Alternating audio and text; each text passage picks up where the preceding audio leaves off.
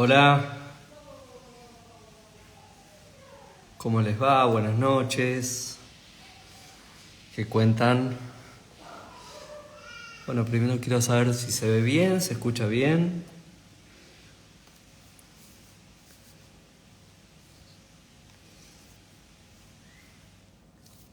Bueno, hoy vamos a hacer una continuación del vivo que iniciamos con el doctor Eugenio Rossi, alias Toto, con respecto a qué es una alimentación sana y todos los mitos que circulan con respecto a la alimentación, qué está demostrado, qué no.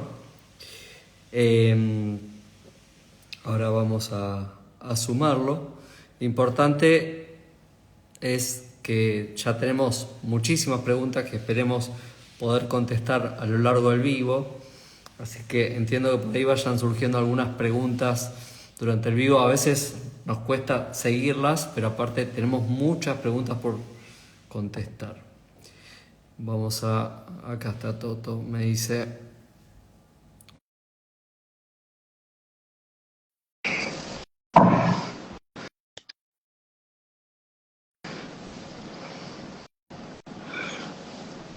Ahí estamos. Toto, Hola Fabio.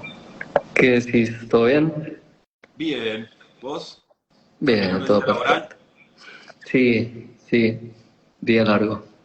Día virtual, aparte que el día virtual cansa más que el presencial a veces. Y sí, ¿viste? Sí, sí, Tal sí. cual. Sí, Bueno, hay que Pablo, acá estar. estamos. Qué bueno volver a encontrarnos. Totalmente, totalmente. Vos sabés que quedaron muchísimas preguntas eh, por contestar la otra vez. Se sumaron algunas otras, pero traté de borrar lo que ya habíamos contestado para no repetir.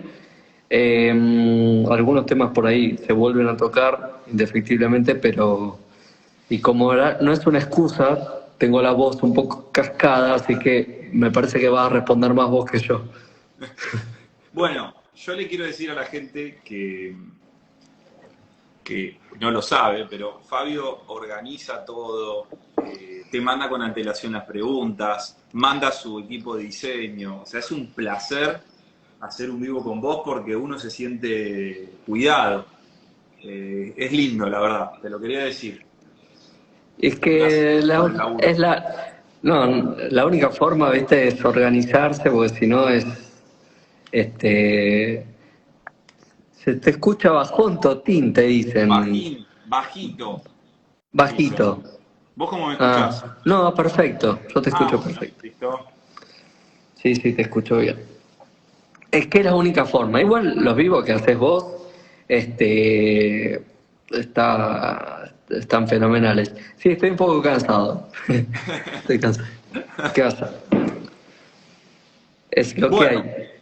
Bien, vamos con todo. totalmente. Eh,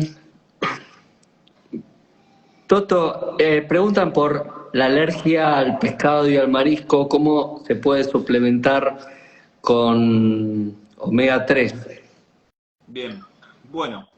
eh, los omega 3 son una grasa esencial, es decir, que es esencial que lo comas porque tu cuerpo no lo puede sintetizar. Y hay un omega 3 que llamamos de cadena corta, que viene en las nueces, chía, lino, y de cadena larga, que ya viene como elongado, listo, que viene en pescados y en microalgas. La mayoría de las personas pueden, a partir de nueces, chía y lino, elongar y formar lo mismo que te aporta el pescado en el hígado.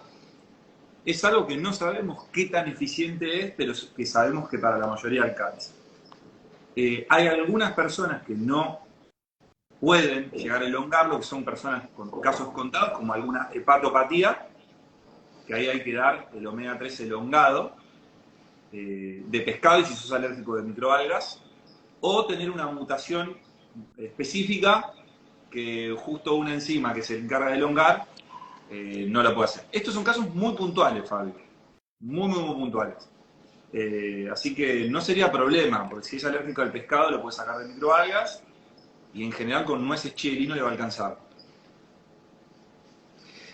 Excelente. Hay algo importante y es que es un concepto que el otro día intercambiamos en un mensaje y que me parece sumamente importante. Lamentablemente, esta especialidad de la nutrición, realmente para poder ver si hay un efecto de causalidad en cuanto a la salud, lleva muchísimos años y realmente es sumamente complejo poder sacar alguna conclusión con respecto a si cierta intervención prolonga la vida o la calidad de vida. Entonces, no siempre se basa más en trabajos retrospectivos, mirando hacia atrás, tratando de tener muestras poblacionales muy grandes y despejando la mayor cantidad de dudas para tratar de sacar una conclusión, ¿no? Muy bueno lo que traes, pasa eso. En nutrición, los trabajos que capaz son los que más nos gustan, como los ensayos de intervención y todo controlado, son escasísimos. Y cuando se hacen, tienen muy poca validez externa, es decir, que lo que vos obtuviste ahí es muy difícil de poder validar en la vida real. Hay un investigador que para mí, a mí me encanta, me da placer cuando publica, que se llama Kevin Hall, que hace trabajos de intervención totalmente controlados en nutrición. Encierra a las personas un mes y da unos resultados maravillosos, pero no tiene validez externa porque no lo podés extrapolar a la población. Entonces, como bien decís, los trabajos en nutrición, hay técnicas, se llaman grade nutrición, lo que se utiliza para ver la calidad de la evidencia, pero son diferentes. Así todos se pueden sacar un montón de conclusiones interesantes, que son las que en general publican la mayoría de las guías de práctica clínica de las sociedades científicas importantes del mundo. Eso también es importante tener en cuenta. A veces de algún modo, hasta por fantasía te diría, o por necesidad, creemos que lo que publica la American Heart Association, la American Stroke Association, la europea, las del cáncer, están equivocados, y hay muchos revisores de la evidencia detrás. Es muy liviano traerlo así, me parece. Bueno, digamos, a la clara está que va cambiando en la dirección de la medicina con respecto a lo que decían del huevo, o sea, y esto va cambiando permanentemente de rumbo, entonces por eso es lo que mencionábamos, ¿no? Lo complejo de poder sacar alguna conclusión de lo que tiene que ver con la nutrición. Sí. Hay algo que, de las pocas cosas que me animo a afirmar en nutrición, es que cuanto más verduras comas, te va a ir bien. Digamos, eso es una de las pocas cosas que te puedo decir. Y que el alcohol hace mal en cualquier cantidad y que hay que dormir, si sos adulto, entre 7 y 9 horas. Y que hay que hacer actividad física y ser una persona activa. Te lo puedo afirmar eso, porque hay bastante robustez. Lo otro es, hay un montón de cosas para debatir, no por menor. Toto, ¿por qué dicen que no es bueno comer mucha verdura y otros que sí? Bien. Perdón, fruta. Bien. Mira, en primer lugar, porque hay que, creo yo, saber distinguir lo que es el mecanicismo y lo que es lo que termina pasando en humanos. Traducción. La fruta está compuesta de agua, distintos tipos de azúcares como son la fructosa, pero tiene otros, fibra, fitoquímicos, vitamina, mineral, etc. Si uno analiza desde el mecanismo más biológico, dice, como tiene fructosa, la fructosa se ha demostrado que puede aumentar los triglicéridos y el hígado graso. La fructosa no está buena. Pero la fruta no es fructosa. La fruta es el conjunto de todo eso. Entonces, si uno aísla los compuestos y piensa que eso va a actuar de esa forma en el humano, puede llegar a estar equivocado, como creo yo es el caso de la fruta. Cuando uno analiza qué pasa cuando come fruta la gente, versus la que come poco o come menos, el impacto en seres humanos reales es totalmente opuesto a lo que se aplica a la fructosa aislada. Entonces, la fruta consumida dentro de un plan de alimentación bien diseñado, entre 3, 5, incluso algunas más, no tiene problemas, puede llegar a tenerlo en personas muy puntuales, en casos que tengan alguna cosa muy particular con la fructosa, pero es la gran minoría de los casos. La fruta suele tener un excelente impacto en la salud, Fabio. En todo sentido, porque las fibras también actúan como prebiótico y si se plantea el hígado graso, uno de los mecanismos que está planteado en el hígado graso también es la disbiosis o la alteración de la microbiota. Y por otro lado, planteaban el índice glucémico, pero la verdad es que no es lo mismo comer la fruta como viene a estar haciéndose un jugo o un licuado en el cual que no tenga pulpa, probablemente el índice glucémico sí sea alto, y en ese caso aumente y genere todo el trastorno endocrino que conocemos de aumento abrupto de la insulina y todo esto, ¿no? Tal cual, totalmente de acuerdo con vos. Está bueno esto que traes de los jugos. La fruta se aconseja siempre masticada o licuada. El jugo de fruta, al quedar desprovisto de la mayoría de la fibra, no tiene un buen impacto. Esto lo han publicado varias entidades, OMS lo publica, hay varias revisiones del tema. La American Diabetes Association. La fruta entera, buenísimo. La fruta en jugo, para hacer un uso muy esporádico. Bien, te hago un par de preguntas yo y ya después, si querés, te dejo que me preguntes.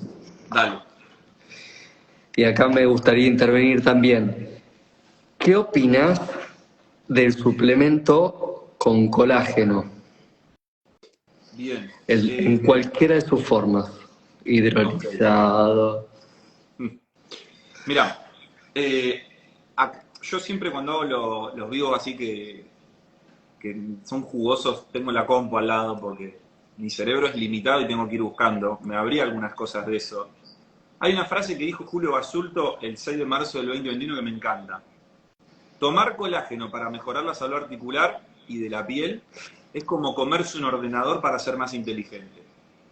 Es decir, que uno coma una estructura pensando que esa estructura va a entrar ad integrum, entera, y va a ir a las articulaciones, al piel, al pelo, es desgraciadamente irreal, porque el colágeno, que es una proteína, se desintegra a sus componentes mínimos, que son los aminoácidos, dipéptidos, tripéptidos, que se absorben. Y cuando están en la sangre ni sabe de dónde vinieron. No es que dice, che, esto viene del colágeno, lo mandamos al colágeno. Esto vino de algo y lo voy a utilizar para lo que yo creo conveniente. Entonces, desde el punto de vista fisiológico, carece de sentido. Pero volvemos al de la fruta y fructosa.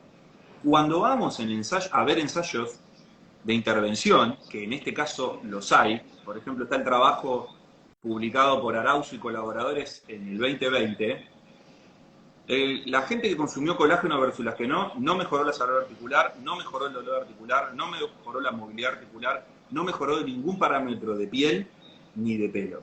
Y hay varios de este tipo de trabajos. Así que hasta la fecha, yo no me animo a decir que el colágeno sirva para algo. Si sucede, bienvenido sea, porque tenemos una herramienta, vos y yo y un montón de gente, que podría venirle bárbaro. A mí me encantaría que el colágeno funcione, a vos también. Se terminaría la vejez. La envejeceríamos. Sería increíble, pero lamentablemente no ha demostrado tener eficacia. Y lo mismo podemos traer, y ahora paso, porque ahí vi que me la pusiste abajo, lo mismo pasa con lo del caldo de hueso. Está muy relacionado. El caldo de hueso se vende porque se cree que cuando uno hierve huesos se libera colágeno y se liberan minerales y se liberan hasta proteínas. Con el colágeno queda explicado que no tendría ningún efecto, pero tampoco se ha demostrado a ciencia cierta. Yo recién busqué en PubMed y busqué en Science Direct cuánto hay publicado sobre el caldo de huesos, y es escasísima la evidencia. Lo único que encontré más o menos serio es una publicación que se hizo en la revista Time en el 2016 por varios investigadores que se preguntaban, dice... la ciencia no puede explicar por qué todo el mundo está tomando caldo de huesos, porque no ha demostrado tener ningún beneficio y puede llegar a tener complicaciones porque los huesos son acumuladores de metales pesados, ¿no? Así que, bueno, eso es lo que tenía para traer. Uno podría considerar que es un alimento proteico, si lo querés, porque lo herviste y le sacaste los aminoácidos que le pueden quedar por ahí del colágeno que tiene el hueso, pero la verdad es que es lo mismo que alimentarse de forma completa, como ya hemos hablado en el otro vivo, así que con eso es más que suficiente. Y es claro lo que decís, a ver, para todos los suplementos de colágeno que hay diferentes tipos de colágeno para distintos órganos. Uno ingiere el colágeno y se separa, lo digerimos para absorberlo en forma de aminoácidos. Y lo que decía Toto, después no está la maquinita que dice, este colágeno tiene que ir dirigido a la piel, este colágeno tiene que ir dirigido a los huesos, este colágeno... No, no va. El organismo va tomando lo que puede, por ejemplo, el colágeno, el cartílago de las articulaciones. No se repara con más colágeno, no, perdón, con más cartílago. Se repara con el colágeno que puede ir recuperando y hace una cicatrización, pero no vuelve a la articulación que era antes. O sea, los suplementos sirven como desde el punto de vista nutricional, pero no aportan nada más. No es que el colágeno va a crecer en determinado órgano porque estamos tomando colágeno de cualquiera de las formas, hidrolizado, no hidrolizado, en caldo de hueso, lo que quieran. Tal cual, tal cual, tal cual. Bueno, Fabio, alguna de las preguntas que tenemos para vos. Esta es muy, muy clásica. ¿Las verduras crudas de noche caen mal? ¿Se digieren peor?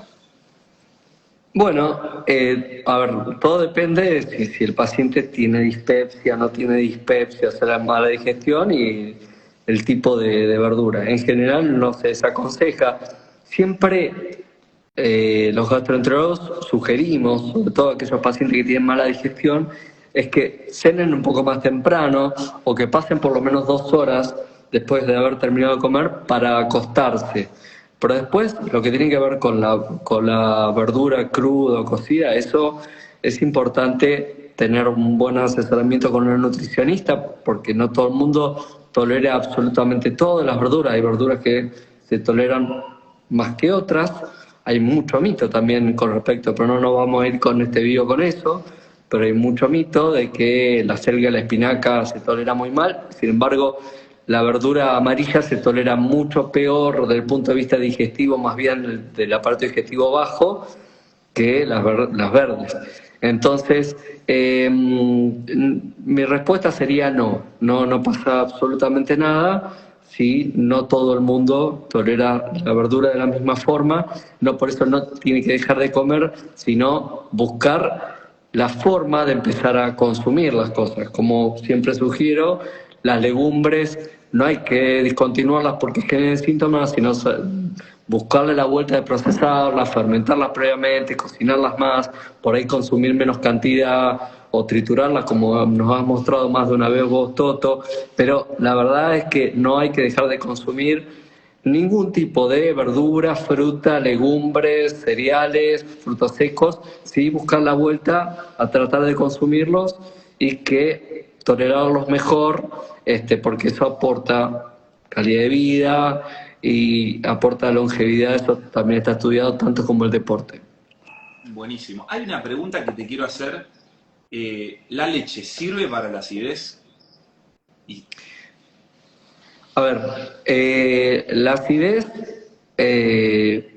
sí puede calmar, es un buffer, ¿sí?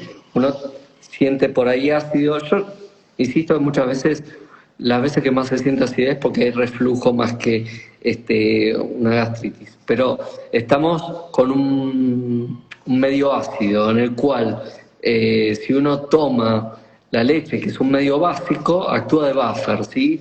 Neutraliza el pH en ese momento y puede calmar un poco la acidez, así como tomarse un vaso de agua o comer algo. Algunas personas no toleran los lácteos y pueden generarle un poquito más de acidez que a otras, pero en general la respuesta, te digo, sí, actúa como buffer y neutraliza momentáneamente o transitoriamente el pH hasta que la leche se evacúa del estómago. bien, bien, sí. Además, ver también el origen de ese síntoma. Si vos estás prendido fuego, tenés reflujo por un tema, Y hasta que no soluciones el tema, aunque tomes 25 litros de leche, que encima por la grasa y por la caseína que tarda en evacuarse, puede llegar a estar tanto tiempo que hasta te puede generar molestias, como decía recién. Depende mucho de la persona y depende mucho de qué velocidad se evacúe ese Totalmente, producto, ¿no? totalmente. Eh, a ver, ¿cuáles son las harinas más sanas para un celíaco? Y yo tengo una Eh, pregunta, Fabio, de esto, que quiero hacerte porque la veo mucho. Las personas le diagnostican celiaquía y empieza a comer la típica premezcla, ¿no? Que es harina de arroz, fécula de maíz y fécula de mandioca. ¿Qué consejo vos le podés dar en base a ese tipo de harinas? Porque veo que cambian una harina por otra, pero medio que seguimos ahí en el mismo tipo de harinas, ¿no? Refinadas. Contame vos que tenés un montón de experiencia en celiaquía. Mira, lo primero que sugiero es lo mismo que le sugiero a aquellos que no son celíacos. Primero que traten de tener la dieta lo más natural posible y evitar en la medida que puedan los procesados, ¿sí? Eso de por sí, porque en general no es un alimento, digamos, que uno considere como los más esenciales y y la verdad tampoco aportan mucho la microbiota, así que después la realidad es que para conseguir la misma, no me sale la palabra, palatabilidad, el mismo gusto, el paladar que aporta el gluten, eh, todas estas recetas se reciben mucho más grasa, ¿sí? Entonces, todos estos alimentos tienen mucho más grasas, menos proteínas, más hidratos de carbono, por lo cual muchos pacientes no se sienten bien al consumir, por ejemplo, un postre libre de gluten o una torta libre de gluten, el cual tienen también intolerancia porque están incorporando gran cantidad de hidratos de carbono que no van a poder digerir y se distienden. Entonces, yo siempre digo que la dieta libre de gluten no es sana. En realidad, en todo lo que tiene que ver con los productos elaborados libres de gluten, sí, lo que es natural. Pero el resto no es que es sano. Sí, permanentemente uno trata de encontrar la textura y el sabor, tratando de reemplazar el gluten y se llena absolutamente de grasa y no son alimentos sanos. Así que, y con respecto a las harinas, la realidad es que es lo mismo que la harina de trigo sin gluten, o sea, en general uno puede tener disconfort, no aportan mucho y cuanto más refinado peor, eso lo sabemos, uno cuanto más se va a lo integral y a lo natural es mucho más sano y aporta más fibra, ¿no? Bien, bien. Está bueno esto que traes porque cuando uno le hacen el diagnóstico de celiaquía y se puede quedar con el no consumir trigo, avena, cebada, centeno, y en realidad los grupos de alimentos esenciales como son la fruta, las verduras, cereales integrales que no sean TAC, legumbres, frutos secos, semillas, los pueden consumir y debería hacerlo. Entonces en realidad son 4 alimentos que no puede comer, pero están todos los otros que son geniales. Sí, totalmente. Y hay muchos y cada vez hay más harinas y son muy buenas, son muy buenas. Tal cual, tal cual. Bien, Bueno, ahí justo pasó un comentario, porque a veces lo llego a ver, que lo traigo adrede. Hay algo que en nutrición se utiliza un montón, que es el concepto de nutrición evolutiva. Es decir, lo que comíamos antes es lo que deberíamos comer. ¿Mm? Y en realidad, el ser humano es una persona omnívora que ha comido de todo y en distintos momentos, en igual momentos, en distintas regiones del mundo. Hay algunos que comían caracú y comían animales muertos, y a otros que comían granos y tubérculos, y otros comían frutas. O sea que no hay solo un tipo de dieta evolutiva. Y más allá de eso, que hayamos comido algo no significa que sea lo mejor. Muchas veces lo hacíamos para subsistir. o para dejar descendencia.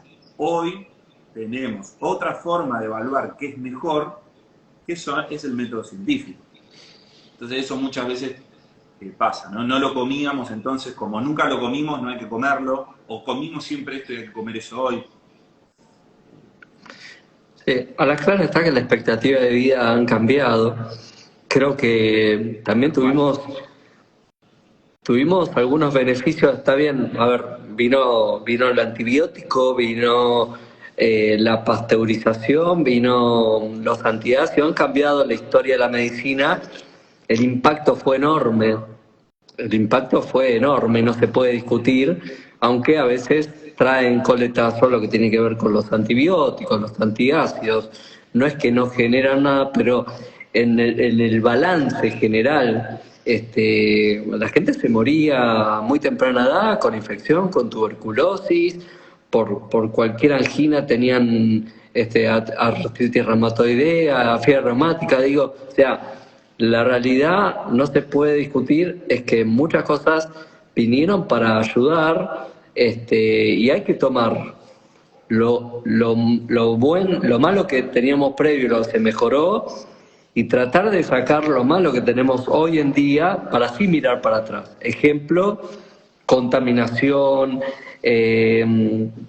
cambios en cereales manipulados, la forma en que se consumen y todo más rápido y todo fermentado ya.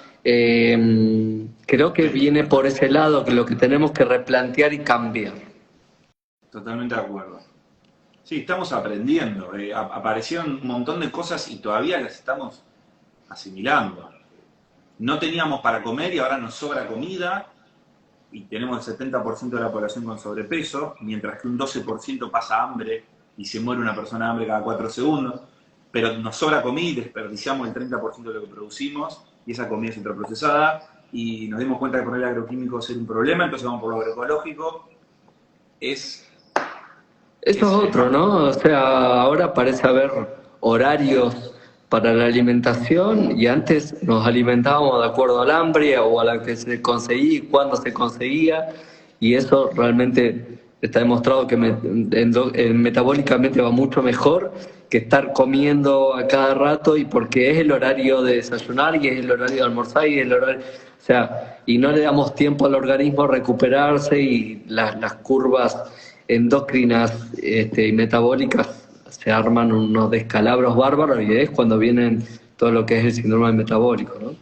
Sí, hay excelentes trabajos que está haciendo el grupo de Marta Garaulet en España, que trabaja con crononutrición, y ellos le da de forma consistente, y en todos los trabajos son de intervención, le da más o menos lo mismo. Hay un momento para comer, que es el momento cuando está la luz del sol, y una ventana que son idealmente 12 horas. Eso sería principalmente no comer de noche, a esta hora o un poquito antes de estar haciendo la última ingesta. Mismas personas que comen todo más concentrado en el día y pasan a comer más en la noche, cambian los niveles de leptina, grelina, aumentan un montón de parámetros inflamatorios que se pueden evaluar en laboratorio antropométricamente, y terminan comiendo más calorías. Entonces, esto de la crononutrición está súper interesante y va alineado a lo que decís. Somos seres diurnos, nos va mejor cuando comemos las cosas cuando hay luz día, nos va mejor si concentramos un poquitito las comidas. Tampoco es que hay que ser súper estricto en comer solo en 6 horas y 18 no, como el famoso ayuno intermitente, pero sí nos va mejor cuando concentramos un poquitito más la comida y la comemos de día. Y el ayuno intermitente, Fabio, el principal beneficio que muestra es que termina generando restricción calórica. Al comer todo en 6 horas termina generando restricción calórica. Entonces, no es que está mal, pero el principal beneficio pasa porque hace restricción calórica. Y hay gente que hace ayuno intermitente de pésima calidad y hay gente que hace ayuno intermitente con alimentos de excelente calidad. No es que el ayuno intermitente per se sea una forma de comer, es una rutina de cómo meto la comida. Eso está bueno. Excelente. Bueno, ahí ponen del relax, ahora, glutamina, magnesio, cantidades, está medio desorganizada la pregunta. Pero me gustaría que hablemos un poco, ya que está en el magnesio, de lo que es los suplementos. Ya la otra vez habíamos hablado un poco de la B12 en el vivo anterior, pero si podemos hablar de magnesio, de vitamina C, jugos verdes y apio, como me ponen, Ok, aminoácidos esenciales. ok. Sí, respecto a los suplementos, están en la parte más pequeña de las prioridades. Las prioridades van a ser los grupos de alimentos que venimos hablando, tener una vida activa y ejercicio programado, que son dos cosas en simultáneo pero distintas, ser una persona que se mueve y que va a entrenar además, y tener un descanso de calidad. Una vez que ya estamos en eso, hay que evaluar particularmente si la persona necesita suplementarse de algo. Que si lo necesita, bienvenido sea, hay un montón de opciones para un montón de suplementos. Y si es que vemos que necesita algo, por ejemplo magnesio, bien, es ver la dosis y qué formato. No es que a todas las personas hay que darle magnesio. Hay personas que tienen unos niveles de magnesio bárbaros, hay personas que tienen niveles de zinc bárbaros, y que si yo le doy un suplemento de magnesio zinc arriba, le puedo generar efectos efectos en contra de lo que yo busco. Porque pueden intervenir, por ejemplo, dar suplementos de zinc termina disminuyendo la absorción de hierro y de cobre. Porque al haber tanto zinc aumenta una proteína llamada metaloproteína, se te pega el cobre en el enterocito y no lo absorbes. Entonces no es gratuito dar cualquier cosa a cualquier persona, por las dudas. Y si se necesita, se da, Fabio. Y si es que tiene evidencia comprobada. Si yo quiero dar glutamina porque creo que voy a mejorar la performance atlética, y es de categoría C la glutamina, es decir, no funciona. Si quiero dar glutamina porque en algunos trabajos, bueno, esto lo sabes seguro mejor vos que yo, por nutrición enteral o parenteral le fue mejor el intestino delgado, si sirve, bienvenido sea, ¿no? Totalmente. Hay muchos estudios que hablan de esto, inclusive creo que los primeros trabajos que evaluaban todo lo que es la nutrición, inclusive lo que es tan famoso, la permeabilidad intestinal, la translocación bacteriana, que se vio que justamente lo que mejor aporta es el alimento enteral, más que parenteral, y algunos suplementos con glutamina también ayudan, que es un aminoácido esencial y que en su mayor parte puede estar en el aparato digestivo y ayuda a reparar lesiones también en el intestino, pero en general no es que hace falta suplementar con glutamina permanentemente o magnesio. Todo eso hay que evaluarlo, dosarlo y tener una noción, porque si no, la verdad es que uno lo está dando por darlo y justamente lo que mencionabas, termina generando un efecto contraproducente o un efecto adverso, ¿no? Que ahí queda de vuelta explicitado lo que trajimos con la fruta y la fructosa. Uno puede inferir que las personas que tienen con nutrición enteral y parenteral recibieron glutamina y mejoraron la salud del intestino delgado, que eso sirva para todas las personas. Y eso en general no suele ser así. Por eso lo mecanicista hay que seguir evolucionándolo para ver qué pasa en humanos reales. Hay hay un montón de preguntas acá que tengo para hacerte, pero que tienen una relación y que es re frecuente, lamentablemente, que es el tema de el síndrome del colon irritable, intestino irritable, o inflamación intestinal, o SIBO. ¿Qué intervención desde la nutrición, Fabio, ves que funciona, ves que tiene más evidencia? ¿Cómo manejarse ahí? Bueno, mira, justamente vos recién mencionabas el mecanicismo y lo individual. Yo creo que cada paciente es completamente individual a otro o diferente a otro, en el cual hay que analizar.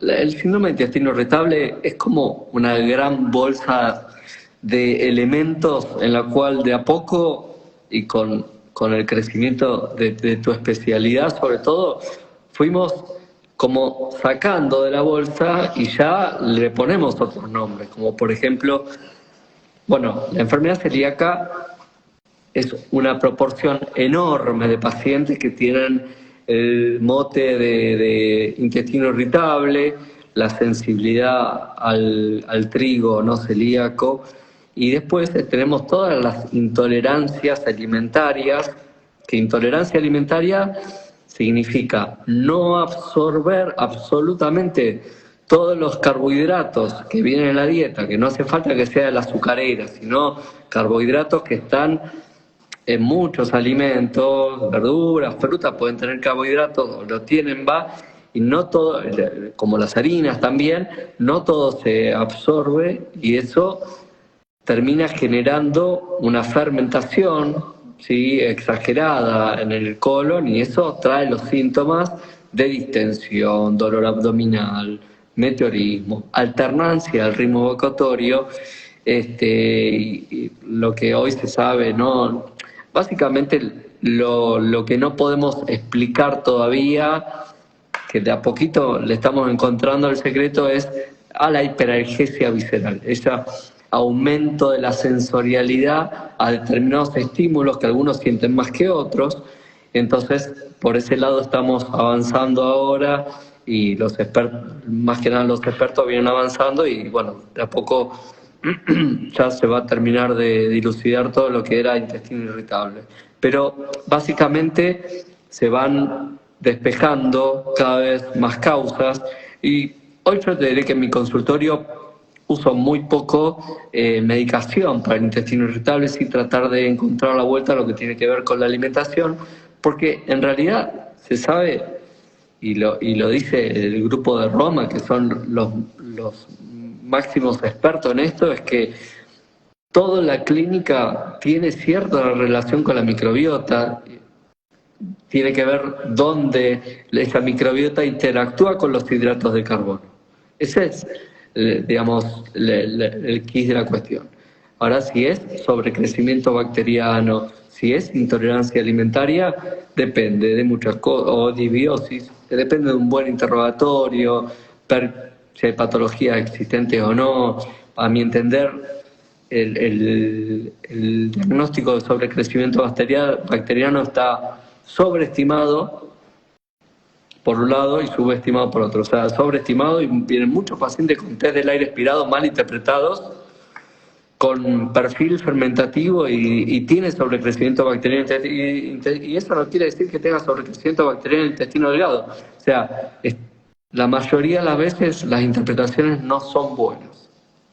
Bien.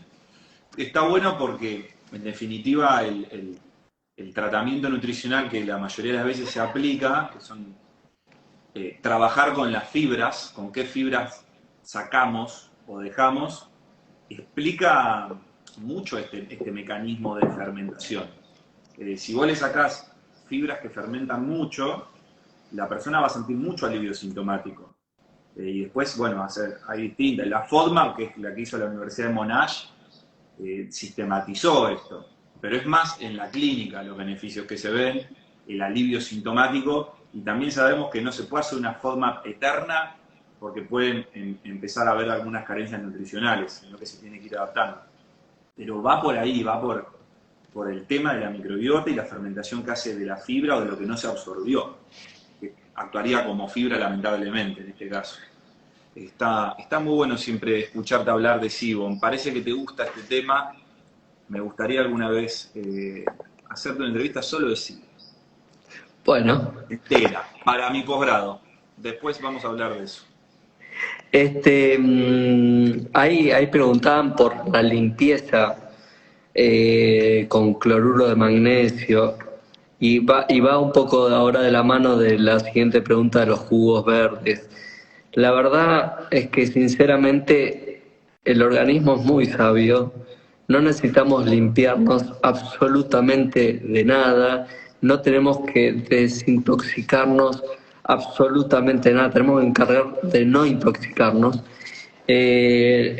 No hay que limpiar, no queda nada incrustado en el organismo. El colon necesita de la materia fecal, se nutre de la materia fecal, como nutre cualquier otra parte del organismo, como nutre el hígado, como nutre el cerebro. La flora intestinal, que está en la materia fecal, genera ácidos grasos que son sumamente saludables para el organismo.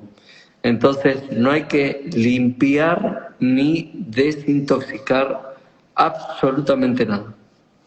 Buenísimo ese concepto, porque entendemos de dónde puede venir la necesidad de estar mejor o la desesperación muchas veces de gente que le diagnostican un cáncer, una enfermedad autoinmune, una enfermedad complicada, y dicen, bueno, voy a desintoxicarme. Y lo que puede confundir, creo yo, es que cuando uno viene teniendo un estilo de vida malo, come cualquier cosa, sobre todo alimentos ultraprocesados, no hace actividad física, no duerme, y pasa a hacer detox, en el que empieza a comer más fruta, más jugos de verduras, empieza a hacer actividad física, baja de peso porque sin hacerlo, sin proponérselo, hace restricciones calóricas.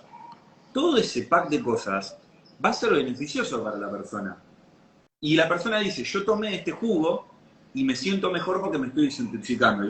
Y la mayoría de las veces, por no decir todas, habría que ver cada caso, es porque pasó el par de cosas de que dejó de comer porquerías, empezó a comer más frutas y verduras y está haciendo un descenso de peso que en general tiene sobrepeso. Pero como decías vos, hay incluso posturas de teorías científicas que lo trabajan. En cáncer está la última guía, yo la tengo ahí en una historia destacada, la última guía norteamericana de cáncer.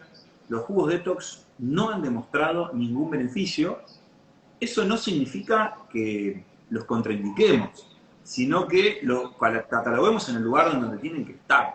Son un aporte líquido de verduras en el que hay que intentar no ponerle frutas, porque las frutas en formato de jugo, lo hablamos hace un ratito, dan demasiado azúcar sin poca contrapartida de fibra.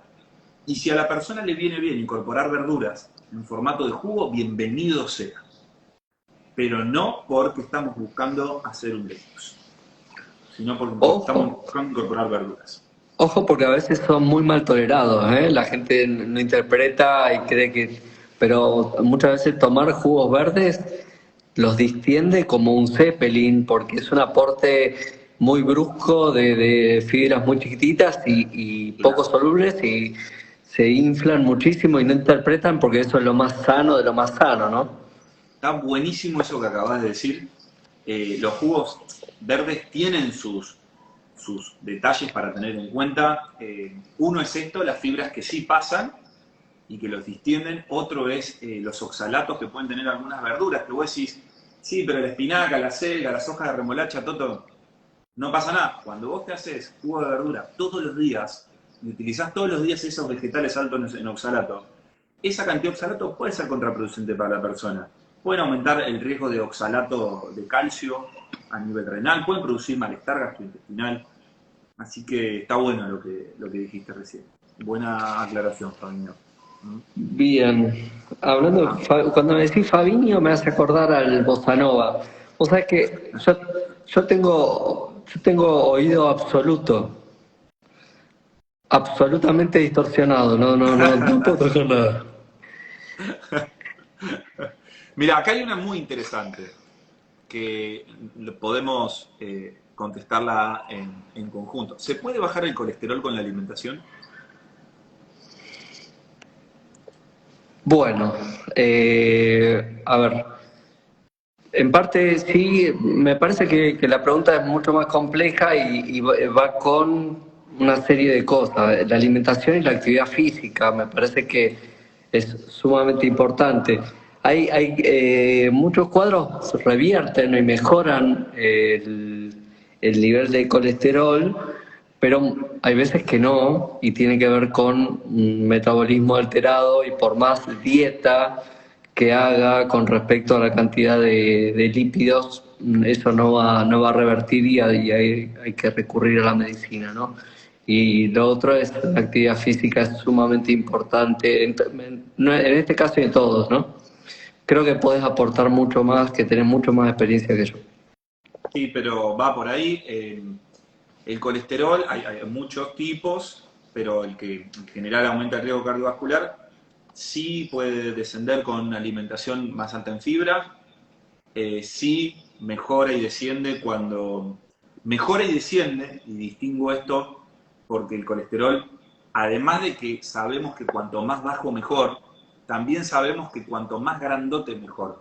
Eso se puede medir de alguna forma. No es lo mismo tener 100 de colesterol y todos chiquititos que 100 de colesterol y una cosa grande. Cuanto más chiquititos, más fácil se meten en el endotelio vascular. Cuando uno tiene una alimentación alta en fibra, principalmente con muchas verduras, frutas, cereales integrales, legumbres, frutos secos, semillas, hace actividad física y mejora la composición corporal, eso mejora el colesterol. Algunas personas pueden mejorarlo 20% de su punto inicial, 30% de su punto inicial, 40% de su punto inicial. Pero muchas veces, como bien decís, no pasa por esto. Hay personas que son impecables en su estilo de vida y tienen niveles de colesterol elevado porque hay factores metabólicamente dependientes de la genética.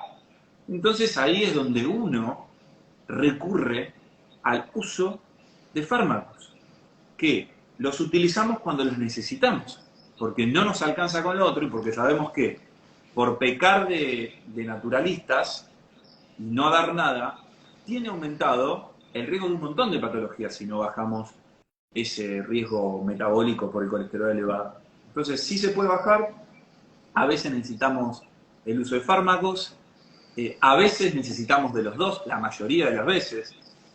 Es que podemos decirle, mejora tu estilo de vida, pero vamos a darte, también pasa un montón y no sabes lo que me duele, Fabio, decirle, mirá, vamos a trabajar un montón en alimentación, en tu entrenamiento, pero con el riesgo que yo veo acá hoy tuyo, te tengo que dar hoy un fármaco.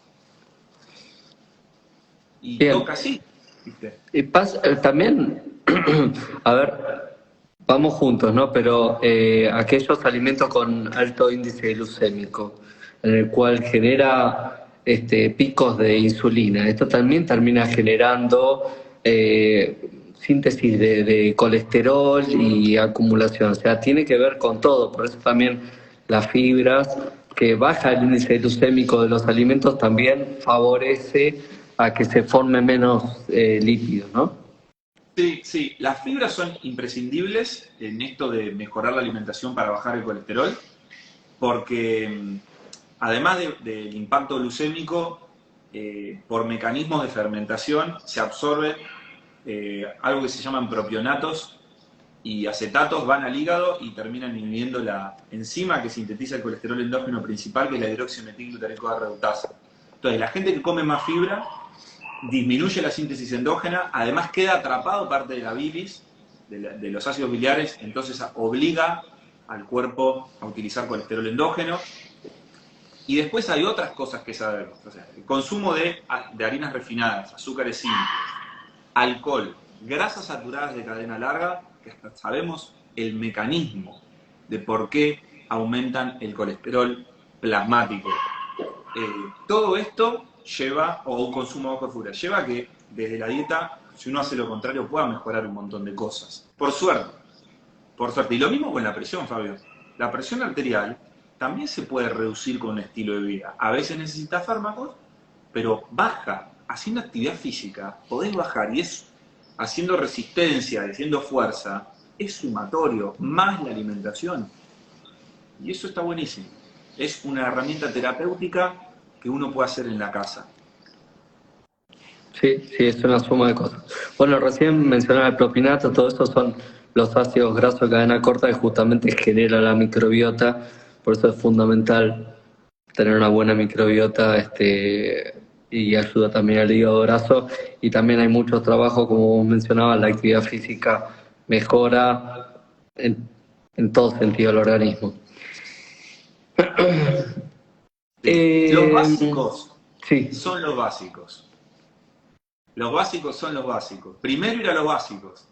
Es muy atractivo y a veces creemos que es lo más importante, ir a los detalles. Ir al cosito de acá, al suplemento, a la fibra que me vendieron, a cambiar la stevia por el... Y los básicos son una alimentación principalmente vegetal, lo más natural y menos procesada posible, moverse, hacer actividad física de fuerza y de resistencia, si se pueden las dos, dormir. Una vez que estamos ahí, vamos a los detalles. Fíjense que de lo que sí estamos seguros es esto que acaba de mencionar Toto.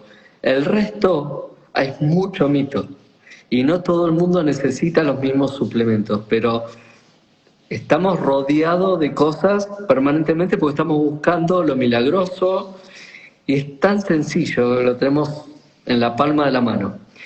Eh, Espera, tengo una que necesito que te explayes porque sé que estás en el tema, que muchas veces preguntan el tema del intestino permeable. ¿Qué sabés de eso? ¿Qué se sabe? ¿Qué dice la evidencia sobre el intestino permeable? el intestino es permeable. Vamos a empezar por ahí. Menos mal. No estaríamos acá. Hay cuadros que generan hiperpermeabilidad, un aumento de permeabilidad. Digamos, los enterocitos y los colonocitos son permeables a través de la membrana para la absorción de macronutrientes, de micronutrientes, de agua, o sea, todo eso es bien sabido.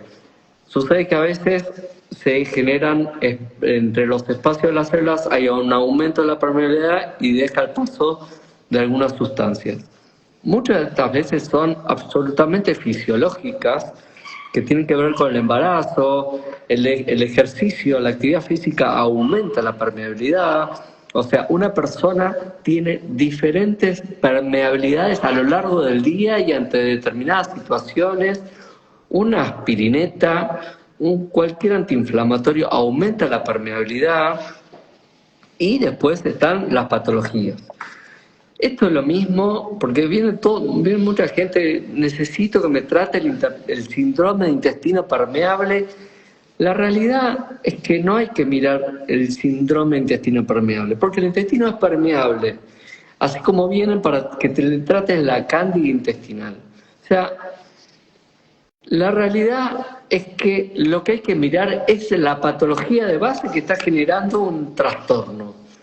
Llámese que aumentó la permeabilidad porque tiene un sobrecrecimiento bacteriano, porque tiene una disbiosis, porque tiene enfermedad celíaca, porque tiene una colitis ulcerosa o una enfermedad de Crohn. Todo eso puede aumentar la permeabilidad y no nos estamos fijando en tratar de curar la permeabilidad, sino lo que tenemos que hacer es tratar la patología de base. Lo mismo tiene que ver con la cándida. Pobrecita, la cándida es la más débil en toda la cadena. ¿Sí? Y sabemos que crece cuando hay una inmunodeficiencia o cuando hay un trastorno importante en el que la frutilla del postre es la cándida. Entonces, si nosotros tratamos la disbiosis, el sobrecrecimiento bacteriano o el cuadro que está afectando al paciente o por qué tiene bajas defensas, ni tenemos que fijarnos en la cándida. La cándida desaparece sola, no necesita una dieta baja en azúcar, como vienen muchos pacientes diciendo, me sacaron el azúcar. Vos has visto un ejemplo la otra vez con las dietas alcalinizantes, no alcalinizantes, o por el tema de los pacientes oncológicos que sí que no. O sea, todo el tiempo te están diciendo no, dieta baja en azúcar por el tumor, no, dieta alcalinizante por tal motivo. La verdad es que no es así. Con el síndrome de intestino permeable pasa exactamente lo mismo.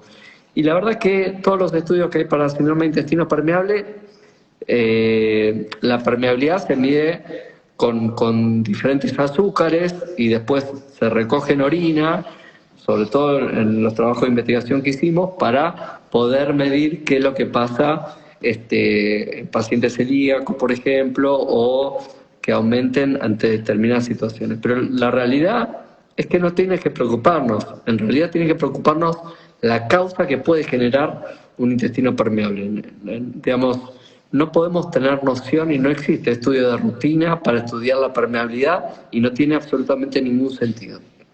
Espectacular. Me encantó el concepto. Muy, muy bueno.